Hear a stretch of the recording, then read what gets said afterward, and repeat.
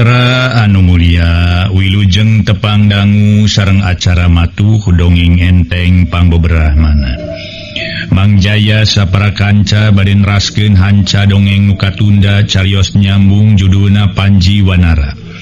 Ieu dongeng para mitra sadaya karangan Koswara ayeuna teh nincak bagian ka-47.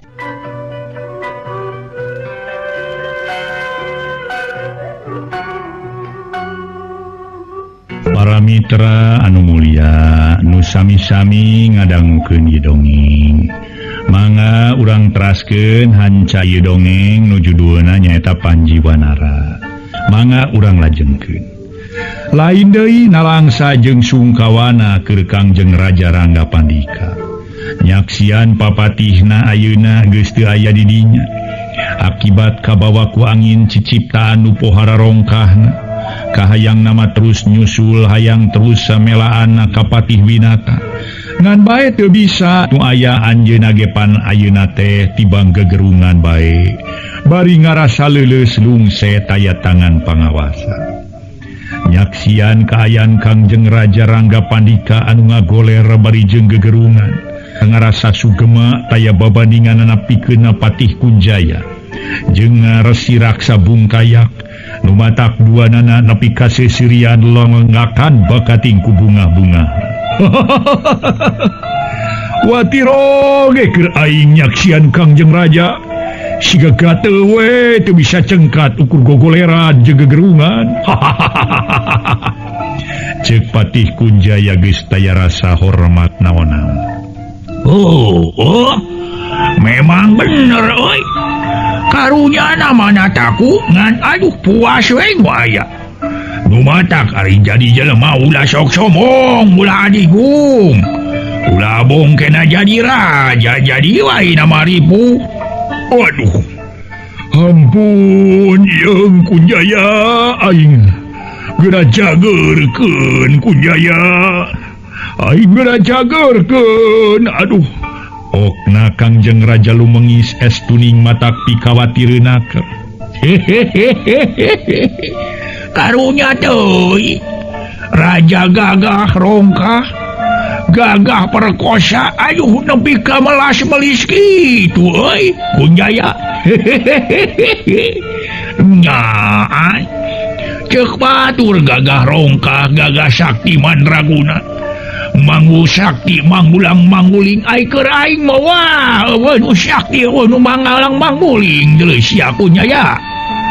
Ih memang kitu atuh jeung mamarsi aloh wae duana we atuh nu hebat jiga mamarsi mah nyaan tapi memang baheula mah gagah ieu raja teh mamarsi tapi mana kagagahan teh cing. Mana nu baheula tukang marentah ka kaula teh? Kenyataan mah ayeuna geuning anika ulang nguling weh melas-melis menta dipikarunya ku kaula. Taya kakuatan taya daya. Leungit kagagahan. Ilang atuh kagagahan. Raja edan ieu mah wah. Mengeus ulah diajak ngomong wae sia Kunjaya. Angguran mah ayeuna geura asupkeun ka Panyara euy. Tapi ulah dijikeun jeung si Nawang Asri. Kena dipisahkeun mamarsi. Gancang we bawa gancang geura jebloskeun ka Panyara kadinya. Mangga nu. Patih Kunjaya nu baheula pohara hormatna, pohara migustina ka Kangjeng Raja ayeuna mah geus taya kasopanan. Geus teu aya kasopanan deui gancang we ngabedoleungeun Kangjeng Raja. Sacara paksa baripokna nyarita sugal gariha. Hudang si Raja Edan, hudang sia lain gular-goler kitu. Siga budak eueuh kadaek sia gawengan hardolin wae sia mah. Hayo hudang. Rajana naon ki patut deuleu. Hudang. Waduh. Ampun aing sia Kunjaya. Aduh teu sangka euy. Anika geus kacikan ku setan Ida Jilatnatullah. Setan bungkeulekan atuh ngaranjing ngaraga sukma ka anika teh Kunjaya. Aduh ampun. Aing teu kuat ieu. Aduh ampun.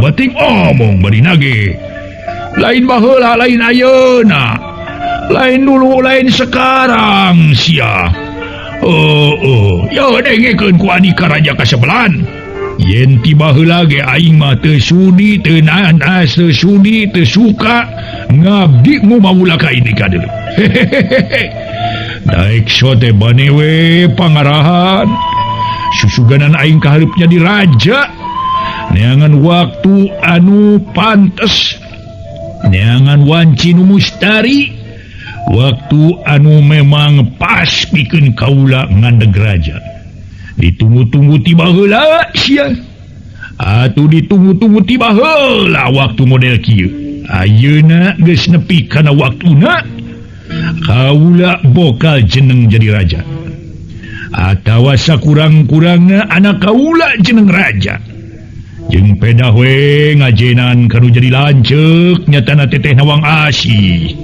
aing mah daek-daek kumaula sote ka Andika bising teh nyaho katalian ku teteh Nawang Asih kitu bising teh nyaho mah kurang ajar tobat kapanggih kanyahoan belangna Andika teh sia kunyaya aduh ampun tingan ayeuna keneh kapanasaran nah nya nu geus nyipta anak aing jadi sato sia kalayan dibantuan ku si Raksa Bungkayak deuleu memang nya memang betul ngarah eta dua anak Andika tinemu jeung kagagalan jadi raja kaula teh atuh Patih Kunjaya moal beakeun akal deuleu dina soal kieu mah ngarah ka Nya Andika tamplo ka lanceuk kula ngan ayeuna da geus kieu kanyataanana geus kieu buktina ya bukti kalaya nyata bubuk roti dina mata Andika miboga anak sato jadi rahayat kabeh teu percaya ka Andika lantaran rakyat kabeh atuh ngusulkeun sangkan Andika gancang di penjara sangkan Andika gancang dijebloskeun ka penjara nu mata kaula ngalaksanakeun kahayang rakyat bising teh nyaho mah deuleu sok lah ayeuna mah ayo urang ka penjara geus kieu kanyataanana satengah dipaksa bari kasarnaker ana durug-dug teh Kangjeng Raja digusur setengah paksa ku Patih Kunjaya teu meunang aduh ieung deui digusur tarik naker najan Kangjeng Raja gogoakan ampun-ampunan ge geus teu didenge nu antukna sakedeung ge Kangjeng Raja geus diasupkeun ka panjara beusi nu aya kencaeun panjara nu dianggap manjara Nyimas Nawang Asri nu dianggo manjara Nyimas Nawang Asri teh memang teu dihijikeun nu dimaksud ngarah Nyimas Nawang Asri teu nyahoeun kana kaayana salakina aya di jero panjara demi Patih Kunjaya sabada ngatuh ngasupkeun Kangjeng Raja Ranggapadika ka jero panjara teras wae nepangan deui Resi Raksa Bungkayak atuh lajeng we ditaros ku Resi Raksa Bungkayak darianaker para mitra jaman baheula mah tuh aturan langsung ka panjara teh langsung we teh can aya ponis heula henteu di heula henteu di jagrageun heula ka pangadilan salah langsung ngasupkeun ka panjara tah pamerintahan model kieu para wargi sadaya anu memang pemerintahan anu otoriter gitu aduh kumaha ceuk nu mimpin we urusan HAM teh aya di negeri model kieu mah ye para wargi sadaya aduh tapi mun aya teh dina dongeng ngungkul nu kieu teh mudah-mudahan we nya para mitra dina buktosna mah teu aya mangga urang teraskeun harita para mitra Ki Raksa Bungkayak cumarita kumaha Kunjaya nya geus diasupkeun atawa acan si Raja Edan Ranggapadika teh si Raja Kasebelan si Raja Osi Ontohoda si Raja Borokokok geus diasupkeun ka panjara lamun can diasupkeun gancang asupkeun ulah diantep karep ku melenang bebas bising bahaya geus diasupkeun ka panjara besi mah langsung dikunci ku kunci nu gede. Sugan moal bisa liar.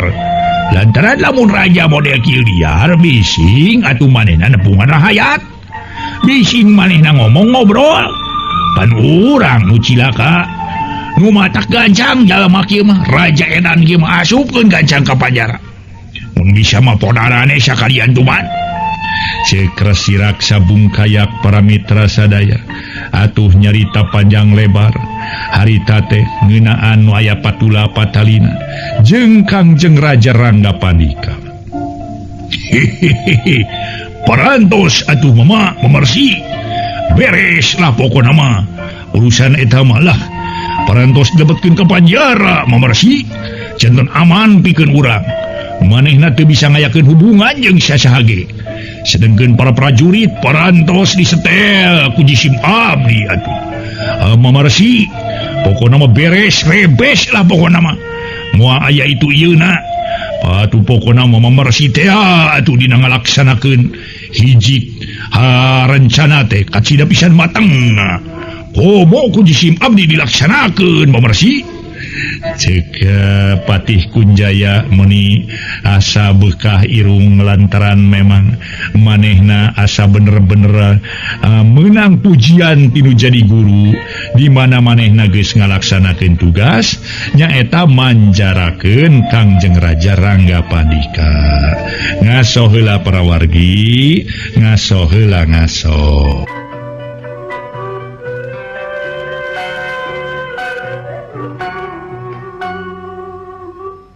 Para mitra pamiarsa, keur kitu jebul teh atuh nyimas nawang asih. Harita teh para mitra sadaya aya nyimas nawang asih kadinya. Atuh nyamperkeun bari jeung rawah riwih ceurik terus we naroskeun Kangjeng Raja. Margi teu katingali aya di dinya. Rai Kunjaya, ka mana ari Kakang Prabu geuning teu aya? Kangjeng Raja edan meureun. Kangjeng Raja edan nu kitu mah dah balina ge. Kangjeng Raja edan. Ayeuna mah geus aya di jero panjara teh. Kiraan moal aya gunana balina ge. Kurang ajar. Teteh lah geuning cumanta kapohara pika sabeleun ani ka teh Kunjaya. Ya, karanceuk oge nepi ka wani kitu ani ka teh.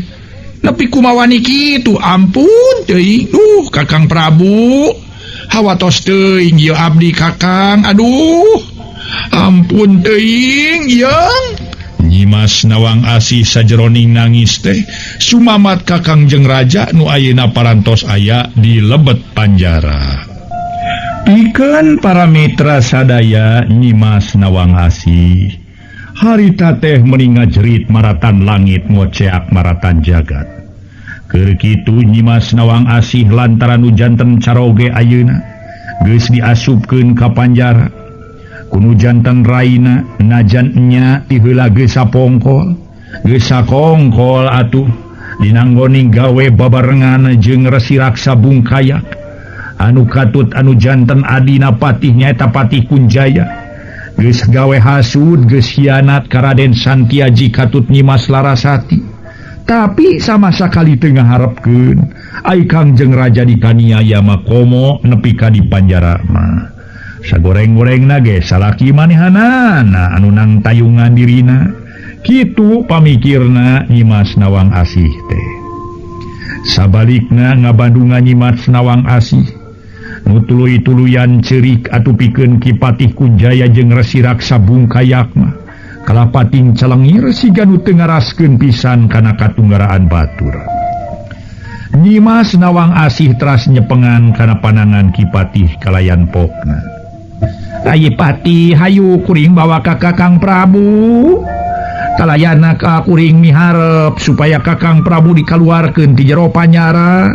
Hayu Patih sing karunya ka kuring Patih. Itu geura kalah kaseserian Patih. Lantaran eta teh kapalai aceuk apan. Najan kumaha, najan aceuk jejeritan, ngajerit maratan langit ngoceak marata jagat koko ceakan cerik nepi ka ngaluarkeun cimata getih ge. Aduh eta kahayang ajeg moal digugu moal diturutkeun ku nyisim audio ge ajeg. Kahoyong ajeg kitu dilaksanakeun kari-kari ayeuna ajeg kedah ngabolaikeun sing saku rencana nu parantos dilaksanakeun. Kajam ani kate kunyaya teu sangka kitu kalakuan maneh kunyaya. Aduh harita para mitra plak pipi patih kunjaya harita dicabok tapi patih kunjaya kalah kanyerenge. Teu karasa aceuk teu karasa. Aduh teu karasa aceuk henteu teu karasa. Resi Raksa Bungkayak Utita tadi nyaksian kana kaya Nyimas Dewi Nawang Asih bat beuki ku menjot we beuki kabita ningali kana kageulisan nana nu matakan nari kana ati matak sugema kana pangrasa. Malah harita ge ngusapan kana pipi Nyimas Nawang Asih tapi dikepeskeun tarikna keur bari nyerekan. Kurang ajar siah najis deuleu. Najis deuleu aing mah siah. Make jeung ngusapan sagala ka aing. Montong make ngusapan kana pipi sagala si aki-aki renyod. Aki-aki peot. Aki-aki kolot ku maneh sia. Teu gableng keke nyo sia. Ngaca heula atuh sia teh. Nyimas Nawang Asih meuni jejebris cumiduh bakating ku keheul meureun para wargi sadaya. Tapi para wargi harita Resi Raksa Bungkayak kalah kanyarita. Ulah bendu bager ulah bendu sing kumaha ulah ka mama ulah meeling ka Sirangga Panika nu geus aya di panjara pan ayeuna mah aya mama nu baris bikanya nu baris melaan ka Nyimas. Anggur mah urang senang-senang jeung mama urang suka bunga koko jayan dina sagara dunya jeung mama hehe jeung mama jeung akang jeung mama hehehe.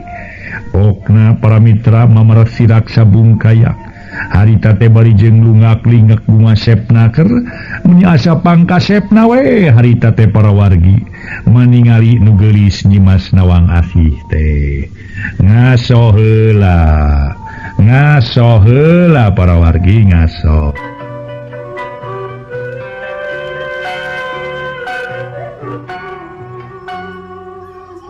Para wargi kaum dangu atuh para wargi rengse Mama Resi Raksa Bungkayak cumarita anak kecerot teh beungeutna Resi Raksa Bungkayak kalah ka diciduhan menila mokot tungtungna plak Nyimas Nawang Asih dicabok satakerna ku Resi Raksa Bungkayak. Goak Nyimas Nawang Asih ngagoak bari langsung nangkarak bengkang di handap. Aduh yang tobat ampun dasar si kurang ajar si aki-aki pika sebelen aki-aki cekekeun tetelo sia si borokokok. Nah pohara tu genahna tungtungna Nyimas Nawang Asih nangis kokoceakan ngarasa keheul jeung ambek jeung tu genah pacampur pagaliwotan ngajadi hiji harita teh para wargi. Atuh memang najana satekah pola sakuat tanaga Resi Raksa Bungkayak ngalalemu ngolo-ngolo ka Nyimas Nawang Asih nu harita keur ngagoler nangis. Dipake sedih ulah dipake nangis ceuk mama oge ieu lantaran ayeuna mah apanan geus aya mama minangka panggendi salaki Nyai. Nyai wati ka mama Nyai kudu mikanya kudu gumati kudu mi Gusti ulah kanu liat nu mata kayu urang babarengan jeung mama ngarah Nyai tinemu jeung kabagyaan nu taya papadana. Hayu urang paheuyeuh-heuyeuh leungeun paantai-antai tangan babarengan jeung mama urang kokojayan dina sawarga dunya. Teu sudi najis aing mah najis ya pika sebelan pisannya teu suka teu sudi. Meni jejebris sabari anggar cumidu kitu kanyaah Nyimas Nawang Asih tungtung Resi Raksa Bungkayak ngareparentah ka Patih Kunjaya. Kunjaya murid mama ayeuna gajang lajegnya nih bawa ka kaputren urang ajak senang-senang jeung mama lah sok geura pagu ka ditu keunya geus gitu mah pasti hahahe deuleu sumaga mama teu tatapa sini deui najan Nyimas Nawang Asih abrug-abrugan ge geus teu ditolih deui antuk nama Nyimas Nawang Asih dipangku ku Patih Kunjaya dibawa ka kaputren dituturkeun ku Resi Raksa Bungkayak pengkereunan sabada atuh ngagolerkeun Nyimas Nawang Asih di kaputren saterusna dibaturan ku Resi Raksa Bungkayak boga maksud anu teu uni palai babarengan cenah jeung nu geulis garwa raja kitu maksud Resi Raksa Bungkayak teh nu dianteur ka hayangna ku Ki Patih Kunjaya Ki Patih Kunjaya kebat lebet ka karaton kalayan harita keneh gek calik dina kursi Gading Gilang Kancana tumaninahna keur para wargi kursi kerajaan bari dibarengan ku para hulu balang jeung prajurit nu ngahaja di aku dina sina kajero kalayan harita keneh terus atuh dipangaruhan yen sakabeh prajurit nagara sakabeh para punggawa nagara kudu tunduk kudu talu ka manehna lantaran ayeuna namanya manehna nu umaku jadi raja turamun aya nu baha mangka baris ditigas janggana baris ditigas beheungna ku Patih Kunjaya nu geus ngangkat diri jadi narpati di negeri Mandalawangi kacaturkeun para wargi sadaya ayeuna kayan Patih Winata nu ti heula estu meunang musibah parnana keur alatan kuat narima ilmu Resi Raksa Bungkayak manehna kumalayang di awang-awang malah lila-lila mah nepi ka lesna teu imet naon-naon tarikna keur kumalayangna lantaran ilmu angin ciciptaan Resi Raksa Bungkayak estu pohara angeng hadena we dina kumalayangna Patih Winata harita ngajugjug ka leuweung bungur anu tungtung nama tosa harita teh cunuk ka padumukanana Mama Kiai Ampel Gading kalayan kalersan pisan Mama Kiai Ampel Gading ningalieun eta kaayaan lajeng bae salirana Ki Winata anu nuju ngalayang di samer saterusna dicana kahanap digolerkeun dina palupuh nu saterasna gegeroan ka Raden Panjiwanara nu aya di Pengker Raden Panji gawat ka dieu Raden ieu aya Ki Patih Winata gancang ka dieu Raden tekantos lami seak kajeleng Raden Panjiwanara wujudna monyet teges cunduk ka payuneun Mama Kiai Ampel Gading pohara ngagebegna lantaran ningali kayan Patih Winata harita ngagoler lir jalma nu geus palastra paragat nyawa ngaso heula para wargi sadaya ngaso heula ngaso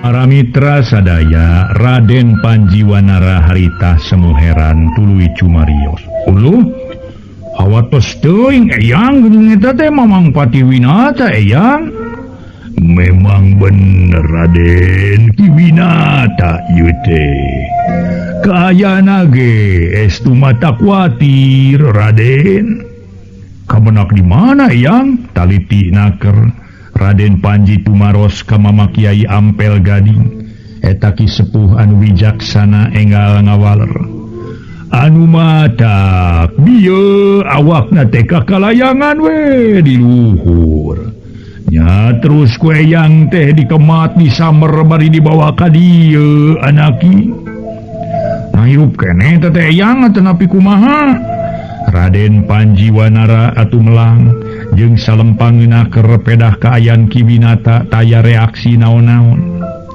Mama Kiai Ampel Gading imut ngagelenyung bari enggal ngawaler nya muga-muga we jumeneng keneh Raden ayeuna mah mending ka dapur heula eyang hengke bade nyanak cai haneut kana batok Raden sumangga eyang teu baha kana piwaranganana harita keneh teras bae Raden Panji monyet kajajaden teh ngaleos ka dapur ngalaksanakeun piwarangan anak Mama Kiai Ampel Gading. Ku katerangan Ki Jagra jeung Ki Badra memang keresuhung harita teh kabeneran nu kaleresan aya ukur Raden Panji sareng Mama Kiai Ampel Gading. Sedeng nyimas Larasati uya kajajaden tea eta mah jongjon we. Amengan dina balong nu ngahaja ti heula kenging mang damalkeun Ki Jagra jeung Ki Badra sareng para catrik mulyana. Waktosna seep.